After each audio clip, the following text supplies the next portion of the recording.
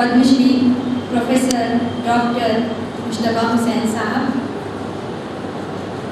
रौनकी महफिल Padma Shri professor doctor Kaleem आजिज साहब, दानिशवरानी अदब हैदराबाद के सरपरस्त सुखन परवर, सुखन शनास, ख़वातीन व हज़रात, अस्सलामु अलैकुम। लगे हैं फूल सुनने में हर एक शेर, लगे हैं फूल सुनने में हर एक शेर, समझ लेने पे अंगारा लगे हैं। ये शेर नुमाइंदगी करता है उस शायरी की जो डॉक्टर कलीम आजिज के मजमूओं में पाई जाती है। हिंदुस्तान गुज़िश्ता 150 साल से जिन हादसात और जिन हालात का शिकार रहा है और उसकी वजह से यहाँ की सियासी, समाजी, तहज़ीबी और तालीमी ज़िंदगी में जो तग़य्युरात आ रहे हैं, जो तब्दीलियाँ पैदा हो रही हैं और जिसका निशाना मुख्तलिफ लोग मुख्तलिफ औक़ात में बन रहे हैं, उसका सिलसिला जो शुरू हुआ था वो आज तक जारी व सारी है। चाहे वो बिहार की तिलहाड़ा की सरजमीन हो या हैदराबाद हो, मेरठ हो, मुजफ्फरनगर हो, सहारनपुर हो, कानपुर हो या फिर कोई और जगह ले लीजिए आप। जिस तरीके के हालात से हिंदुस्तानी दो चार हैं, उन हालात ने हमको दो रास्ते दिए हैं। एक रास्ता तो वो है कि यहाँ से फरार इख्तियार कर लिया जाए। 1947 के बाद बहुत सारों ने उसी रास्ते को अपनाया। दूसरा कठिन रास्ता वो है कि इसका सामना किया जाए और इसी सरजमीन में रहते हुए बताया जाए कि जुल्म क्या है, जालिम क्या है, मजलूम कौन है और जालिम को ललकारा जाए। जालिम को ललकारना कोई आसान काम नहीं है, जबकि उसके हाथ में इख्तियारात भी हों, हुकूमत भी हो, दौलत भी हो और उसके वसाइल भी हो। 1946 ईस्वी में कलीम आजिज साहब सिर्फ 20 साल की उम्र में उस सानहे का शिकार हुए जिसकी तरफ आपको उनके कलाम में जा बजा इशारे मिलते हैं और वो कहते हैं कि मेरी शायरी कुछ और नहीं बल्कि इसमें मेरी माँ की बेकरार रूह शामिल हो गई है। माँ की बेकरार रूह को अपनी शख्सियत में बसाने के बाद कलीम आजिज साहब ने सोचिए आपके उस वक्त उनके पास कुछ भी नहीं था। उन्होंने सिर्फ माँ और बहन को नहीं खोया था बल्कि अपने गाँव के सभी अजीज़ों को, दोस्तों को, रिश्तेदारों को, चाहने वालों को, साथियों को, सबको उन्होंने देखा था कि वो तहदेर हो चुके हैं और उनके पास उस वक्त कुछ भी नहीं था। वो अपने आप को संभाल रहे थे। उन्होंने कुछ अरसा अपने को इकट्ठा करने में गुजारा और उसके बाद जिस सफ़र पे निकले उस सफ़र को उन्होंने अपनी गज़ल के सहारे से हर कदम पर सहारा दिया। पहुँचे कहाँ तक? पहुँचे पेशे तदरीस की तरफ, क्योंकि पेशे तदरीस एक ऐसा सिलसिला है जिसके तवस्सुस से नस्लों को संवारा जा सकता है। इसीलिए आपने अपने दर्स के ज़रिए से, अपने अदब के ज़रिए से, अपनी गज़ल के ज़रिए से, अपनी शख्सियत के ज़रिए से हर तरीके से इस बात की कोशिश की कि बताया जाए कि किस तरह से जीना चाहिए, कैसे जीना चाहिए। और उनकी हिम्मत ने, उनके हौसले ने, उनके तजर्बे ने उनको कदम कदम पर कामयाबियों से हमकनार किया। वो पद्मश्री भी बने, प्रोफेसर भी बने, डॉक्टर भी बने और एक मकबूल आम शायर भी बने। अपने वजूद को संभालने का ये अमली नमूना उन्होंने इंसानों के सामने पेश किया है कि जुल्म के सामने डट जाना चाहिए, अपनी सलाहियतों को यकजा करना चाहिए, उनसे काम लेना चाहिए। और फिर उन्होंने ये बहुत कभी बताया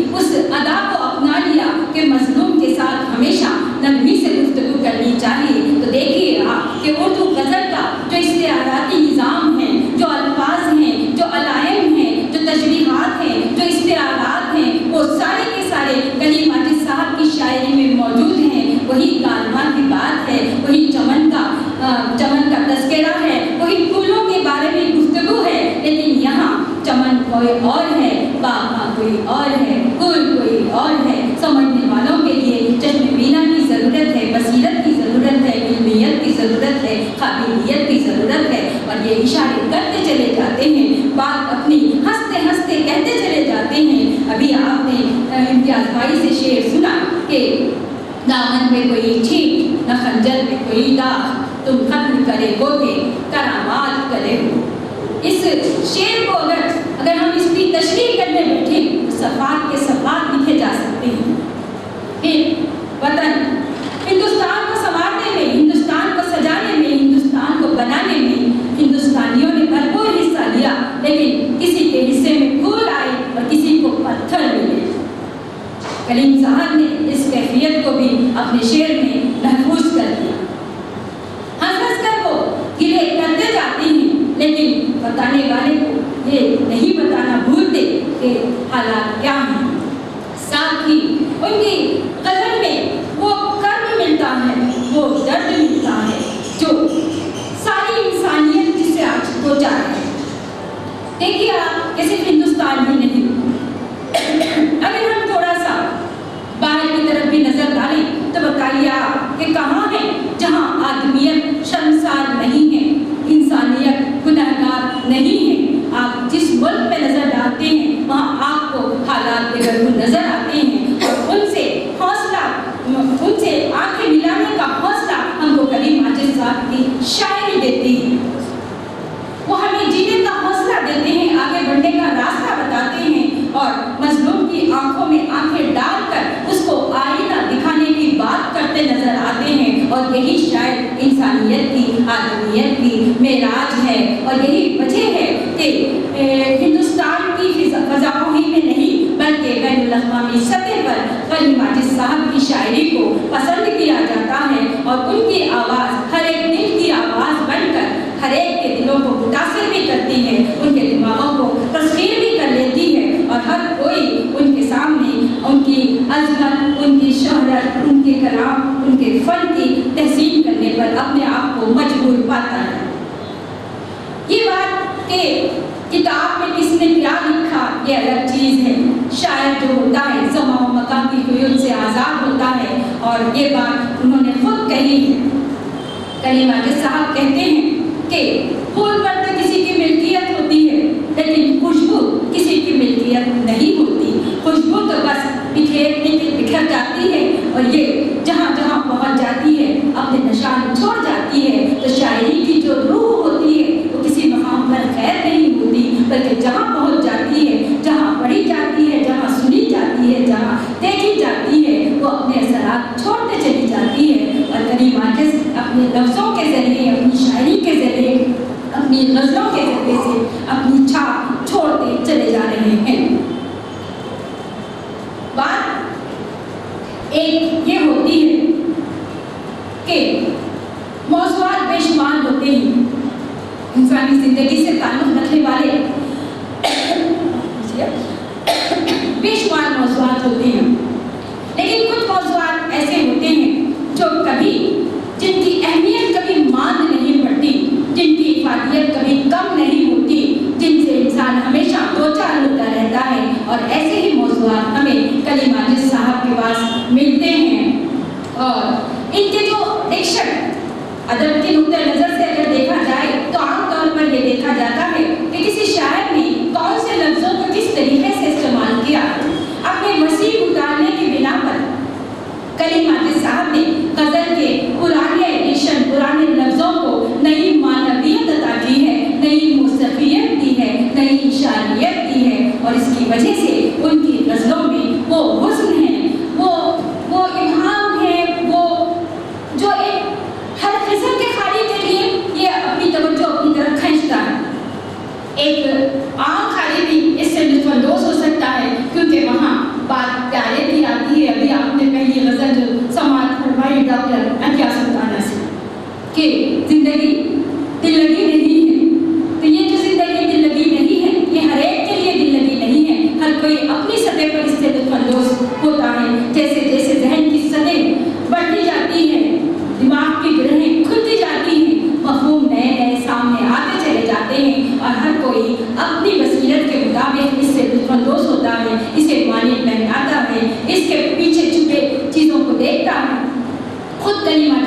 कहते हैं कि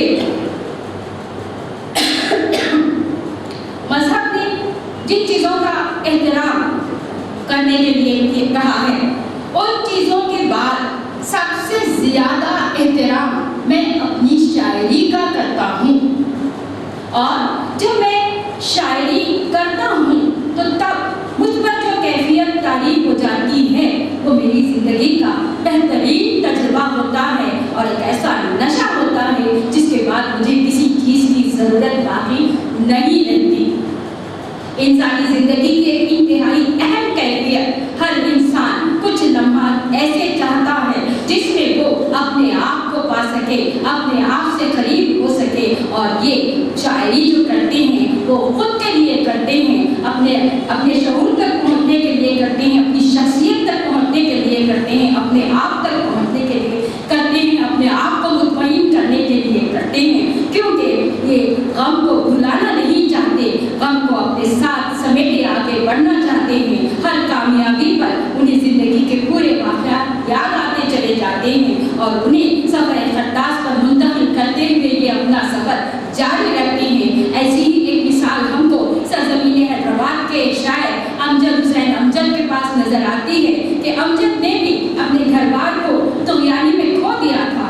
अकेले होने के बाद अमजद ने हमेशा अपने कलम से अल्लाह ताला की अज़मत का बयान किया, इंसान को इस्लाह की तरफ माइल किया। अभी चाहती हूँ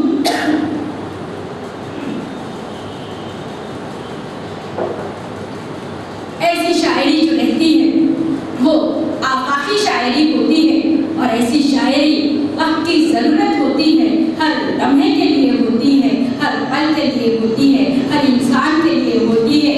मैं खुशनसीब हूँ कि मुझे कलीम आजिज़ की शायरी पढ़ने का मौका मिला। कुछ अशार उनके आप भी सुन लीजिए, क्योंकि मैंने अब तक सिर्फ बातें ही बातें की हैं और कुछ आपको सुनाया नहीं। लीजिए, समात फरमाइए।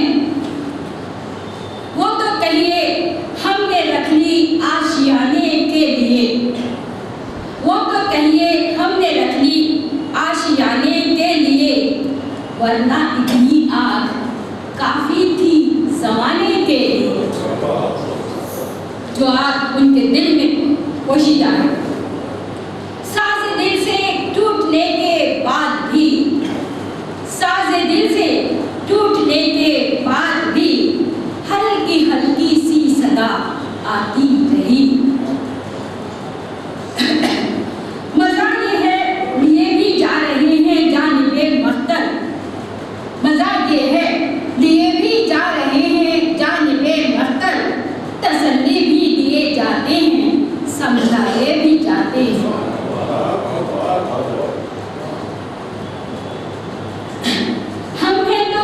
हम हैं तो क्या रहे, हम हैं किस शुमार में, काफिले का काफिला लुट गया बहार में। गुबारे कारवां से कारवां को हमने पहचाना, गुबारे कारवां से कारवां को हमने पहचाना। जहाँ थी शम्मे परवाना, जहाँ थी शम्मा रोशन उड़ रही थी खाके परवाना। मुझसे न पूछ हाले दिल, मुझसे न पूछ हाले दिल, अब काबिले बयां नहीं। ज़ख्म किधर किधर नहीं, ज़ख्म किधर किधर नहीं, दर्द कहाँ कहाँ नहीं। ये दर्द खास है कोई कहाँ से लाएगा, जो हम कहेंगे किसी से कहा न जाएगा। एक दर्द है जो शाम से उठे हैं सहर तक, एक दर्द है जो शाम से उठे हैं सहर तक, एक सोज है जो सुबह से ताशाम रहेगा। ये चंद मिसालें थी, बहुत सारी चीज़ें हैं जो उनके मजमूए में मौजूद हैं। पढ़िए, सर धुलिए और सोचिए कि क़ादिर मुतलक ने इंसान को लफ्ज़ों की जो दौलत थी उसको कलीम आजिज़ ने किस फनकारी से बढ़ता है और कैसे अपनी ऐसी छाप छोड़ी है जो न कभी मिट सकती है और न मिटेगी। शुक्रिया। खुदा हाफिज़।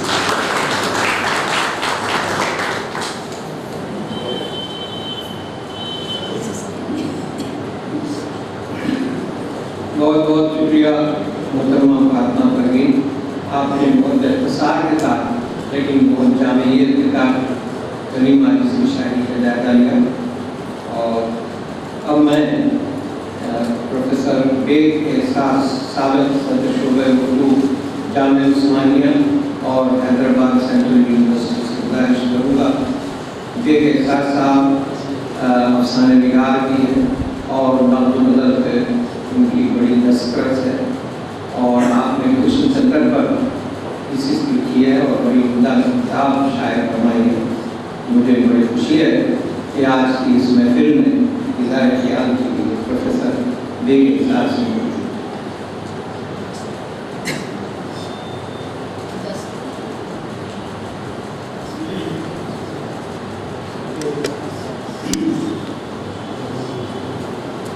जनाब सदर डॉक्टर आज़ाद मोहम्मद शाहिद साहब, प्रो वाइस चांसलर मौलाना आज़ाद नेशनल उर्दू यूनिवर्सिटी, आज इस किताब की रस्म इजरा अंजाम देने वाले श्री मुस्तफ़ा हुसैन साहब, आज के मेहमान डॉक्टर कलीम आजिज़ साहब, प्रोफेसर मोहसिन उस्मानी साहब, जनाब इफ्तिखार हुसैन साहब, जनाब ज़ियाउद्दीन अहमद साहब, जनाब इम्तियाज़ अहमद साहब, प्रोफेसर फातिमा परवीन साहबा, ख़वातीन हज़रात, मैं आप सबको इस बात पर यकीन दिलाता हूँ कि मैं अपनी बात 10 मिनट में ख़त्म कर दूँगा। जो वक्त मुझे दिया गया है उसका पूरा इस्तेमाल मैं करना चाहूँगा। और इम्तियाज़ साहब से एक वजाहत के जिस किताब की रस्म इजरा होने वाली है मैं उसका तारुफ पेश कर रहा हूँ।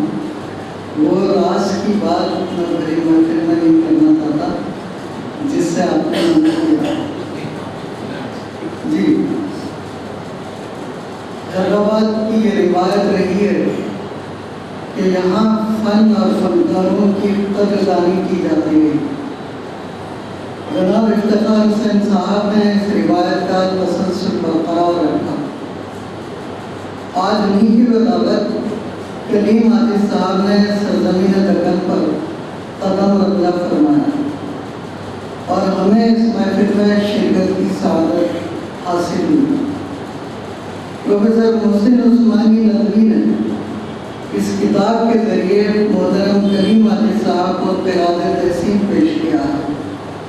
मसरत की बात यह है कि किताब का उन्वान दक्कन के एक शायर का मिसरा है। प्रोफेसर मोहसिन उस्मानी नदवी ने अभी जो पेश लफ्ज़ आपने सुना, पेश लफ्ज़ में नक़ादों के तअस्सुब और तनज़री का इलाज किया है। ये गिला वाजबी भी है क्योंकि इस किताब में कलीमुद्दीन अहमद से लेकर सादर अली सीवानी तक 28 कलमकारों के मज़ामीन शामिल हैं, जिनमें सिर्फ एक कलीमुद्दीन अहमद और आधे आला मसरूर के अलावा तमाम लिखने वालों में कोई सिक्का बंद नक़ाद शामिल नहीं है। फिराक गोरखपुरी, कन्हैया लाल कपूर और जमील मज़हरी की शिनाख्त भी नक़ाद की नहीं है। वैसे कलीम आजिज़ जिस मुकाम पर है वहाँ न तनकीद उन्हें कुछ बना सकती है और न उनका कुछ बिगाड़ सकती है। वैसे उनकी बेनियाजी ने कभी नक़ादों की परवाह भी नहीं की। हमारे अहद के नक़ाद ने कहा था कि नई नस्ल को अपना नक़ाद खुद पता करना चाहिए। चुनांचे नई नस्ल के तख्लीक़कारों ने तनकीद पर तवज्जो देना शुरू कर दिया। बिहार वालों ने भी दूसरों पर इंतज़ार करने की बजाय اپنے فنکاروں کی قدر کرنا سیکھیے۔ لگن والے ابھی یہ ہنر سیکھ نہ سکے۔ اس کتاب میں 28 مضامین ہیں۔ پہلا مضمون کریم الدین احمد کا ہے۔ کریم صاحب نے اپنے موقف پر قائم رہتے ہوئے اس بات کی شکایت کی کہ اقتباس ہے، تنقید کے کسی ایک جملے یا ایک مختصر ٹکڑے پر توجہ مرکوز ہو جاتی ہے اور صرف اسی کی تعریف ہوتی ہے یا اس کے خلاف شدید رد عمل ہوتا ہے۔ تنقید بھی شعر کی طرح ایک آئی ہے۔ اقتباس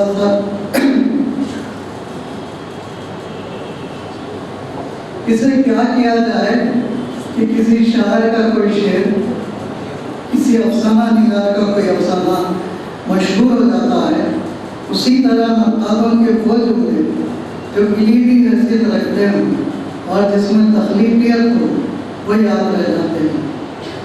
کریم صاحب نے اپنے مضمون میں ثابت کیا کہ کریم عاجز کی شاعری میں ریزہ خیالی نہیں ہے، غزل میں تسلسل ہے، جذبات اور خیالات ایک ہی نہج پر بہتے ہیں، جبکہ کریم عاجز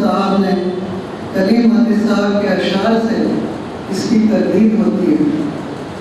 ایسا محسوس ہوتا ہے جیسے اپنے موقف کی وضاحت کے لیے کریم الدین احمد نے اپنی پسندیدگی کا ایک نقطہ تلاش کر لیا، اور یہ بھی محسوس ہوتا ہے کہ جیسے کریم الدین احمد صاحب کو کریم عاجز کی شاعری کے محاسن تلاش کرنے سے زیادہ اپنے موقف کی فکر ہے۔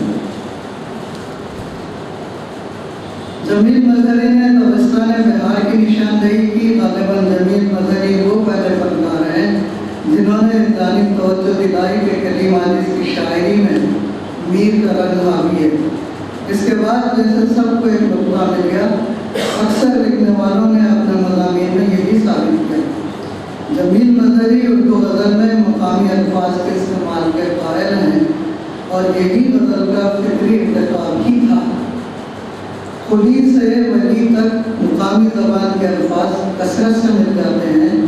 ولی تک آتے آتے بہت سے اشعار ولی نے ایسے کہے جن میں ایک آدھ مقامی لفظ کے علاوہ پورا شعر صاف اردو میں ہے، اور یہ مقامی لفظ بھی شعر کی معلومیت بڑھا دیتا، لیکن برا و غزل جانے جانا کہ اصلاح زبان کی تحریک کا زبان کو مفرس و معرب بنا دیا گیا اور دکنی کو لچرسی زبان قرار دیا گیا، مقامی لہجے کا حسن ختم کر کے رکھ دیا۔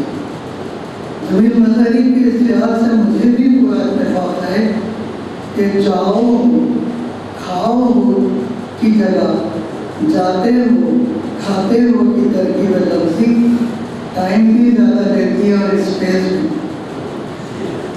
کنہیا لال کپور نے کریم عاجز کی شاعری کو روایت اور انفرادیت کا محور العقول امتزاج قرار دیا۔ اشعار کا انتخاب بھی عمدہ ہے۔ انہوں نے کریم عاجز کی شاعری میں وسعت، معنویت اور اشاریت کے عناصر تلاش کیے جنہیں عاجز صاحب نے ایک نئی جہت بتا دی۔ سید علی عباس نے وہ سارے واقعات تلمبند کیے جو شاعری کا سبب ہوئے۔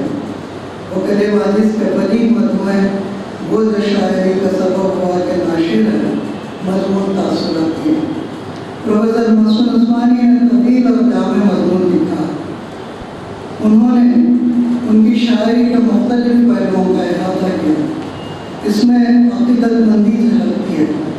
انہوں نے لکھا، اردو غزل کو شاعر کا دل جامع غم کے بجائے جامع غم بن جاتا ہے تو اس کی شاعری میں میر کا رنگ نظر آنا شروع ہو جاتا ہے۔ مجھے اس سے پورا اتفاق ہے۔ ان کا خیال ہے کہ کریم عاجز کی شاعری میں نہ فلسفہ ترازی ہے، نہ دقت پسندی اور نہ تخیل کی بلند پروازی، نہ چیستہ ترازی۔ وہ مضمون کی بلندی میں آسمان کے تارے تو وقت نہیں لاتے، بلکہ وہ دل کی بات دل کی زبان میں کرتے ہیں۔ محسن عثمانی صاحب کو ان کی شاعری میں ادبی اور مذہبی مزاج کا امتزاج نظر آتا ہے اور انہیں وہ بھی شاعر قرار دیتے ہیں۔ डॉक्टर नसीम अख्तर ने खुद कलीम हादिस के मज़ामीन के आईने में उनकी शायरी समझने की कोशिश की। मौलाना हसीर अदररी का ये कौल देखिए कि कलीम हादिस की शायरी की खुसूसियत ये है कि उनके यहाँ उर्स गज़ल दोहरे लिबास में आती है। ऊपर का लिबास खालिस रेशमी रंग और शूख और चमकीला आता है, जैसे बनारसी जरी का सुनहरी चादर जिस पर सोने के तारों से बुलबुले बने हुए हों। लेकिन जब ये हसीन चादर अलहदा कर दी जाती है तो अंदर का लिबास लहूलुहान, खून के बड़े बड़े धब्बे और कहीं रिश्ते हुए जख्मों से चूर है। ये मंजर देखकर हर आँख नम हो जाती है, दिल धड़कना भूल जाता है और आंखें सलाब अश्क बहाने पर मजबूर हो जाती हैं। प्रोफेसर अब्दुल हक का मजमून ऐसा वाहिद मजमून है जिसमें कलीम हादिस का कोई शेर मिसाल या दलील के तौर पर पेश नहीं किया गया। पूरे मजमून में एक शेर भी नहीं। डॉक्टर ताबिश मेहदी लिखते हैं, उनके ज़हन और फिक्र का साझा फलसफियाना होने के बजाय मजहबी है। यही वजह है कि जब हम उनकी गज़ल या शायरी का मुताला करते हैं तो हमें उनके यहाँ फिक्री बगावत या ज़हनी बेराहवी नहीं मिलती। सुरवाला तहदावी का मजमून इस शेर की तफसीर है। गमे जा भी, गमे जाना भी, गमे दौरा भी, एक दिन के लिए सामा है दुनिया में भी। सईद मुहसिन बागदाद ने शख्सियत के कई पहलुओं पर रोशनी डाली, उनकी बेनियाजी की उम्दा मिसालें पेश की। गवर्नरों का इज़ादी शरीयत पेश करना और कलीम हादिस की बेनियाजी दोनों पढ़ने की चीज़ है। डॉक्टर अब्बास नदवी कहते हैं, अरबी ज़बान के 10 लहजे अब तक बाकी है। अंग्रेज़ी में कोकनी लहजा, वेल्स का लहजा, विक्टोरियन एज का लहजा, अमेरिका का बिगड़ा हुआ लहजा सब अपनी जगह काम कर रहा है। तो अगर कलीम साहब का कलाम अपने इलाक़ाई इस्तिलाहात और लिसानी तजुर्बात की हिमायत करता है, हमें भी यही रवैया अख्तियार करना चाहिए। डॉक्टर ज़ाहिदुल हक की ये दरियाफ्त है कि कलीम हादिस ने फ़ुरैतुल हैदर की तरह लिखकारों के नाम किसी न किसी मिसरे पर रखे। साबिर अली और रफ़ीक हाशमी भी मीर के लहजे की तारीफ करते हैं। साबिर अली ने ऐसे अशार मुंतखब किए जो ज़रूर मिसाल का दर्जा रखते हैं।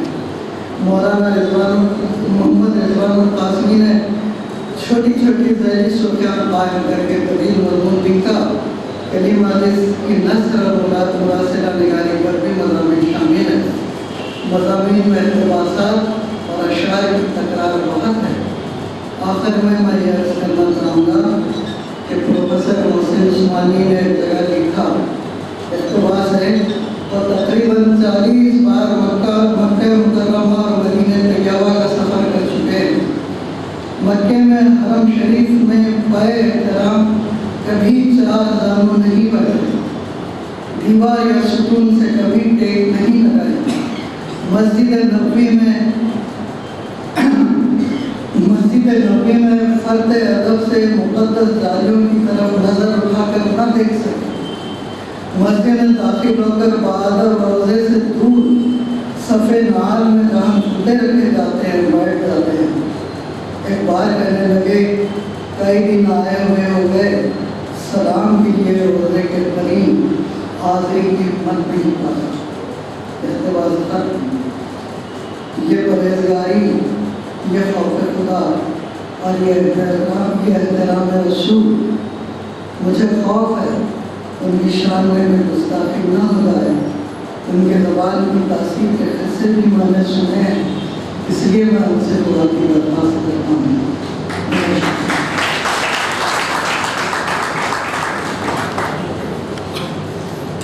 बहुत बहुत शुक्रिया प्रोफेसर बेग एहसास साहब, आपने तकरीबन हर मज़मून का मुख्तसर मगर जामे जायज़ा लिया और आखिर में हज़रत कलीम हादिस की बुज़ुर्गाना सिफ़ात का भी ज़िक्र किया कि आप मदीना मुनव्वरा और मक्का मुअज़्ज़मा दोनों जगह सरतापा आदर रहे।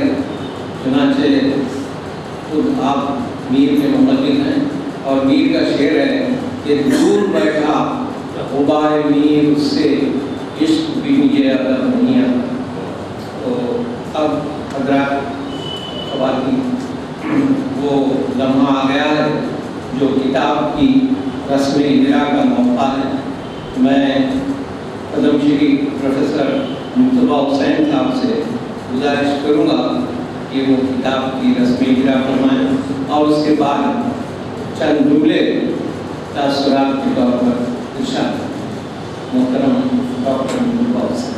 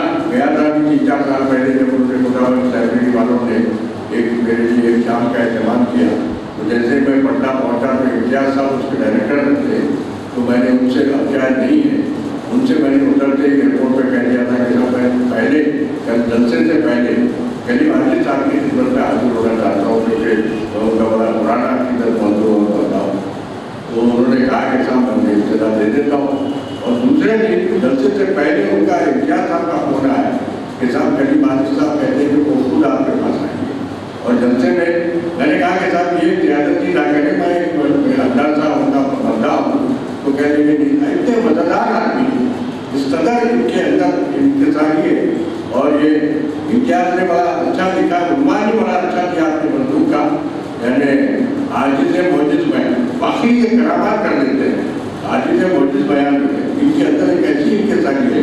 اور دوسرے دن یہ جلسے سے 1 گھنٹہ پہلے وہ وہاں آ گئے کہ میرے جلسے میں چکر کر تو بڑا شرمندہ ہوا، میں نے کہا کریم بھائی میں حاضر ہو جاتا آپ کے پاس۔ یہ نثر بہت اچھی لکھتے ہیں، انہوں نے ان کا 1959 میں اور 60 میں ایک مذہبی مجلس قائم کی تھی، اس کی مدد میں نے پڑھی تھی، وہ کتاب مجھے امتیاز نے دی تھی، وہ کتاب امتیاز احمد نے، تو میں نے دیکھا کہ ایسی پوچھتا تھا۔ ہمارے یہاں بہت سے شاعر ہیں جو شاعری تو بہت اچھی کر دیتے ہیں، نثر نہیں دے سکتے۔ میں معافی چاہتا ہوں امتیاز کیا بیٹھے ہیں، شاید میرے اتنے اچھے شاعر تھے، شاعر جو ہے بہت بڑے شاعر تھے، پر نثر لکھنے میں گڑبڑ ہو جاتی تھی، جبکہ وہی ڈر تک شاعر بھی اچھے تھے، نثر نگار بھی بہت اچھے تھے۔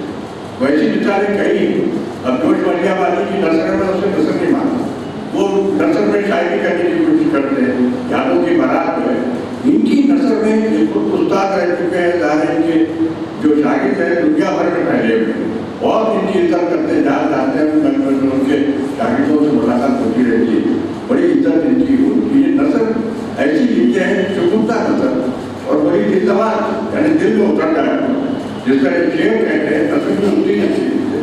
تو میں نثر کی طرف اشارہ کرنا چاہ رہا تھا۔ میں بیان اس کتاب کی اشاعت کے لیے میں وقت نہیں لوں گا، کیونکہ خواجہ جائے صاحب کو ذریعے پر ہم سب کریم عاجز صاحب کو سننا چاہتے ہیں۔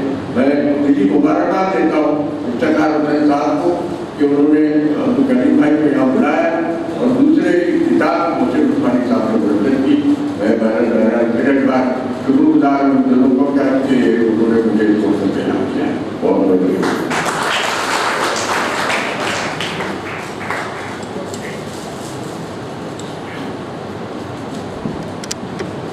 جلسے کے آخری مراحل کچھ تیز طے ہو رہے ہیں۔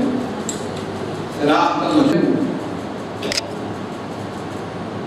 کہیں کسی مقام پر کسی کتاب میں نے یہ لکھا کہ میں شاعر ہوں۔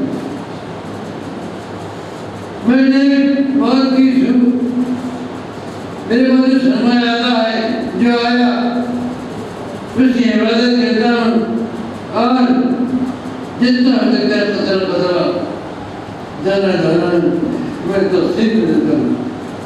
جن کام کی چیز ہے وہ لے گے، پھر قدر کریں گے ہم کیا ہیں، ہمارا مال نہیں۔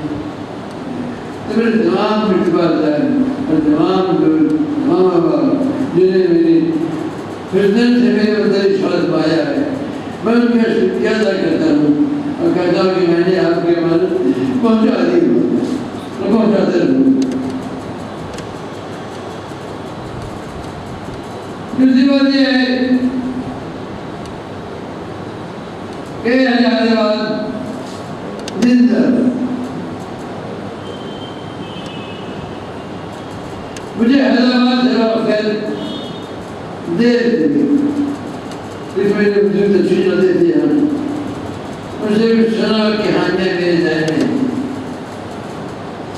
پھر میرے ایک دوست سعید باغدار جو مجھے مل گئے زندہ میں، دن کی تمام سے میں نے حیدرآباد کو سنا، اچھی تصویر دیکھی، لکھنؤ کا استاد ہے،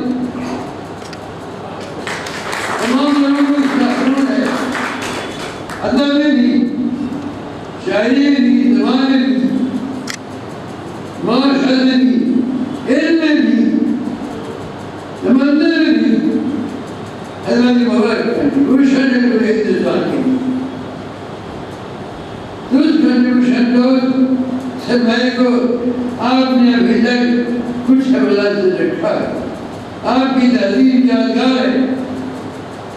ابھی تک حیدرآباد سنتے تھے سب کچھ علامت ہمیں مل جاتی اور کہیں نہیں ملتی، دلی میں نہیں ملتی، لکھنؤ میں نہیں ملتی، ہندوستان میں کہیں نہیں ملتی، لیکن 12-13 سال سے میں پیدا ہو دیکھ رہا ہوں، میں خوش ہو رہا ہوں۔ ایسی چیز نہیں ہندوستان ملی تھی، وہ چیز ہے، قدر نہ کرے نہ کرے، لیکن جب بات ہے کہ آپ نے اس ان کی پونجی کو اس سرفیسے کو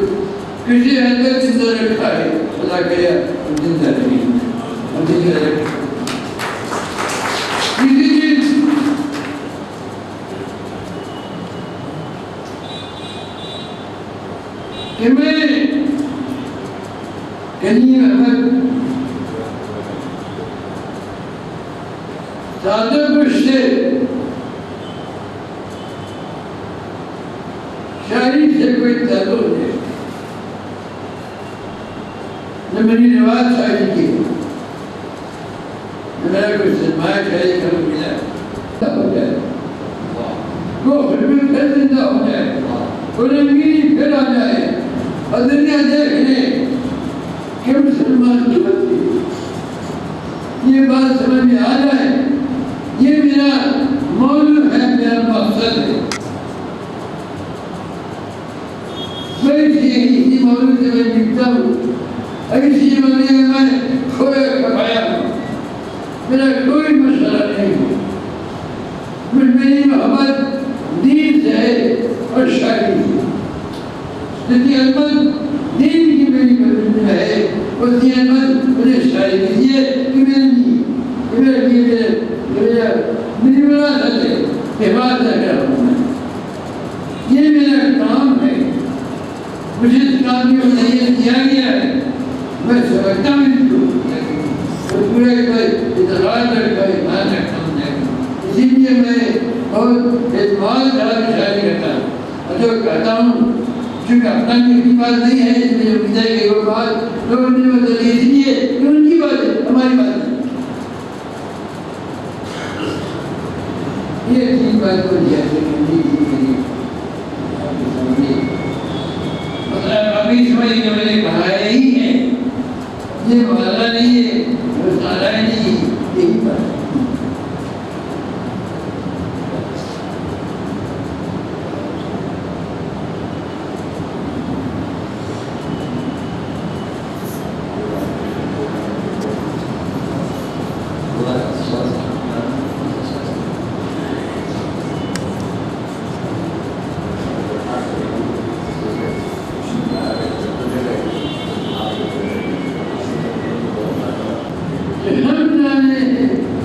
ایسی بدبداری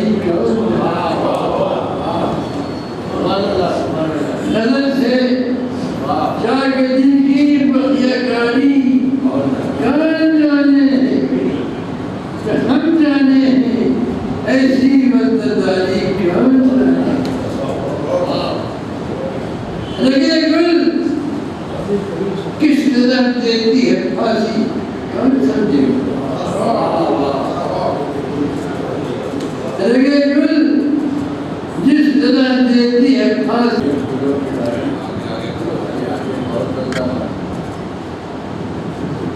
یہ پھولوں کی ڈالی آگے آگے کون چلتا تھا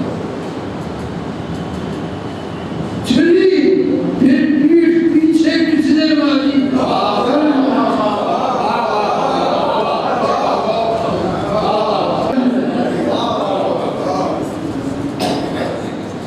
کسی بے درد سے ہم نے وفا کا کھیل کھیلا، وہ بازی کس نے جیتی کس نے ہاری وفا کے نام پر گردن کٹانا سیکھ لو ہم سے،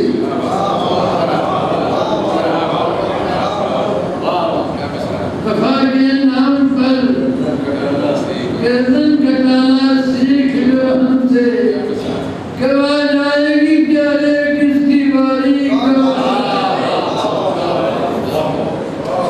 وفا کے نام پر گردن کٹانا سیکھ لو ہم سے، کب آ جائے گی پیارے کس کی باری کون جانے بہت سونے جگر جائے ہے پیارے شانے کا بہت سونے جگر جائے ہے پیارے تب زلف کہیں تب کمر جائے ہے زلفوں کا بہت سونے جگر جائے ہے پیارے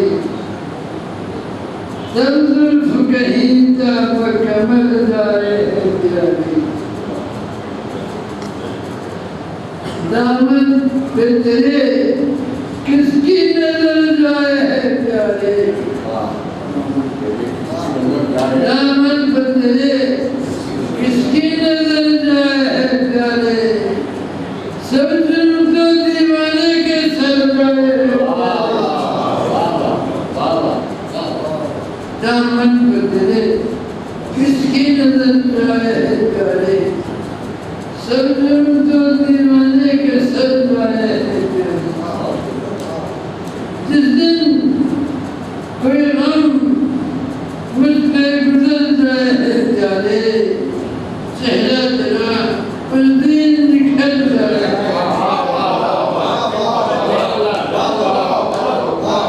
جس دن کوئی غم مجھ پہ گزر جائے ہے پیارے چہرہ تیرا اس دن نکھر جائے ہے پیارے ایک گھر بھی سلامت نہیں اب شہد وفا ایک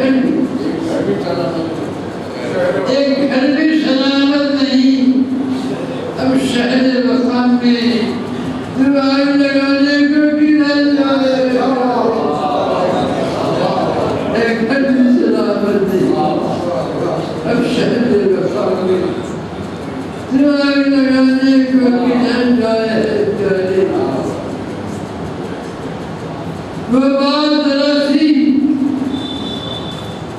وہ بات ذرا سی اسے کہتے ہیں زمین ہمیں آپ کو سننے پڑیں گے بہرحال آج اس جلسے میں آ کے بہت خوشی ہوئی اور میں محبوب حسین صاحب کا شکر گزار ہوں انہوں نے مجھے مدعو کیا اس میں لیکن ان کی تجربوں کی گفتگو کے بعد مجھے خط ملا کہ جلسہ ہونے والا ہے اور میں نے اپنی منظوری بھی دی لیکن اس کے بعد پھر خاموشی سناٹا مجھے لگا کہ پتہ نہیں پروگرام ہے بھی نہیں بھی ہے تو آج اتفاق سے محبوبہ صاحب کو یاد کرنے چلا کہ نہیں آج پروگرام ہے تو پھر ان کا مشہور ہوں کہ ان کے دوبارہ یاد رہنے کی وجہ سے میں یہاں موجود ہوں اور محبوبہ صاحب نے یہ بھی کہا تھا کہ کتاب چھپ جائے گی تو آپ کو بھیج دیں گے لیکن آج معلوم ہوا کہ نہیں وہ کانفیڈینشیل ڈاکومنٹ تھا اس لیے وہ صدر جلسہ سے بھی کانفیڈینشیل ڈاکومنٹ تھا تو باہر ہر ایک سے کانفیڈینشیل ہوگا وہ تو خیر لیکن یہ کہ جو تقاریر یہاں سننے کو ملی اور جس طریقے سے پروفیسر بیگ صاحب نے ہر مضمون کا ایک اچھا سا تجویز پیش کر دی اور جو تعارف کرایا گیا تو بڑا اچھا لگا اور مجھے اگر میں آج یہاں نہ آتا اور کسی وجہ سے اگر میں یہاں نہ پہنچ پاتا تو مجھے افسوس رہتا کہ اتنے اچھے ادبی جلسے سے میں محروم رہ جاتا اور ایک اتنے اچھے شاعر کے کلام سے اور جیسے کہا گیا کہ ہم لوگ بھی ناز کریں گے ہم نے آپ کو دیکھا ہے کہ آپ سے ملے ہیں آپ سے ملاقات کری ہے آپ کے ساتھ بیٹھے ہیں آنے والی نسلیں ہم پہ فخر کریں گی کہ آپ کے ساتھ بیٹھے ہیں معزز خواتین حضرات ابھی کہا گیا کہ محسن صاحب نے بھی کہا عثمانی صاحب نے بھی کہا کہ بہت سے ناقدوں نے تنقید نگاروں نے ہمارے آج کے شاعر کی شان میں یا ان کے کلام کی قدردانی ویسی نہیں کری جیسے کرنی چاہیے تھی یہ شکایت ان کی اپنی بالکل جائز ہے لیکن میں اس سے بالکل پریشان ہونا نہیں چاہتا اور آپ لوگوں سے بھی درخواست کروں گا کہ اس سے پریشان نہ ہوں کیونکہ کسی شاعر کا بڑا ہونا اور کسی شاعر کی بڑے پن کی پہچان اس میں نہیں ہے کہ ناقد اس کی تعریف کرے اور نقاد اس کی تعریف کرے شکریہ ادا کروں گا قائم رہے بہت بہت شکریہ عبدالرحیم صاحب اگر تشریف فرماؤ تو وہ تشریف لائے حاصل ہے تو ہمیں ان کا شکریہ بھی ادا کرنا ہے لیکن تمام حضرات کا یا ان کی طرف سے ادا کوئی اور اچھا لگے گا بہرحال میں جناب صدر اور محترم کریم عاجز صاحب جناب مصطفیٰ حسین صاحب تینوں مقررین اور